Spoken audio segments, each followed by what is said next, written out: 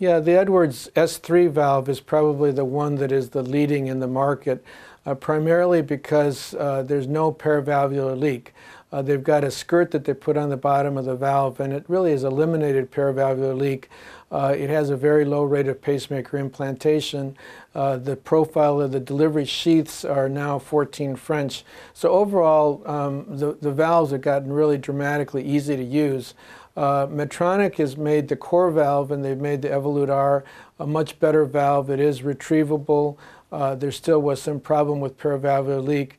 And they have their next generation valve, which does have a skirt on it, which I think is going to be very competitive. But it's a real horse race, and I think that the good thing about this capitalism race is that the patients benefit because the products are getting better, smaller profile, and more deliverable.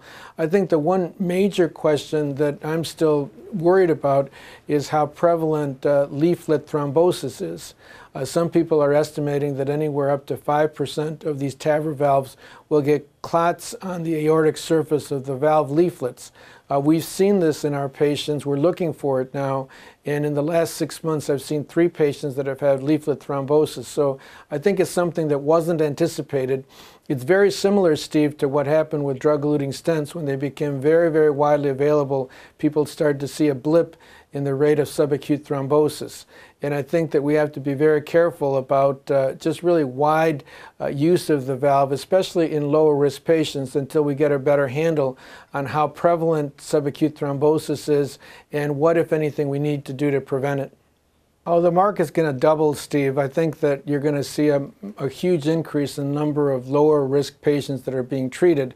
And right now there are both Edwards and Medtronic are doing low risk patients.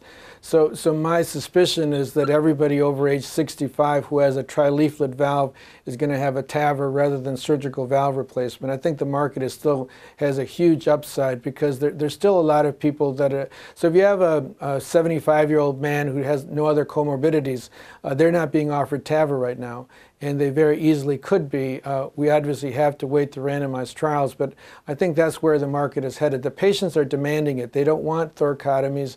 They want a transcatheter technique, and the valves are getting better and better, so I think that we're going to have more and more increase in the market size.